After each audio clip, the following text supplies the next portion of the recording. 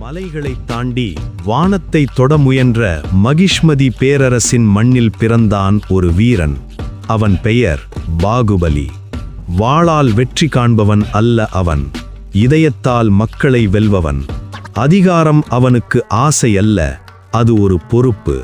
வறண்ட நிலத்தில் நீரோடச் செய்தவன், அழும் குழந்தையின் கண்களில் நம்பிக்கை விதைத்தவன். ஆனால் அரியணை ஒரே ஒன்று, ஆசை இரண்டு இதயங்களில். சகோதரன் எதிரியாக மாற இடி முழங்கிய போர்க்களத்தில் வாள் மோதியது. வெற்றி அவன் கையிலிருந்த தருணத்தில் கூட அவன் வாளை இறக்கினான். ஏனெனில் அவன் அறிந்திருந்தான், அதிகாரம் பிரிக்கக்கூடாது, அது காக்க வேண்டும். பொறாமை அவனை சிறையில் அடைத்தது, ஆனால் உண்மையை அல்ல.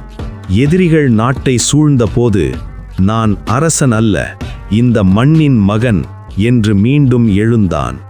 அவன் குரல் மக்கள் இதயத்தில் தீ மூட்டியது. மகிஷ்மதி மீண்டும் நிமிர்ந்தது. போரின் முடிவில் அரியணை அவனை காத்திருந்தது. ஆனால் அவன் தேர்ந்தெடுத்தது அமைதியை. மலை உச்சியில் தியானமாக அமர்ந்த அவன் நாட்டை மட்டுமல்ல, தன் மனதையும் வென்றான். வாளால் வென்றவன் வீரன், மன்னிப்பால் வென்றவன் மன்னன். அந்த மன்னனின் பெயர் பாகுபலி.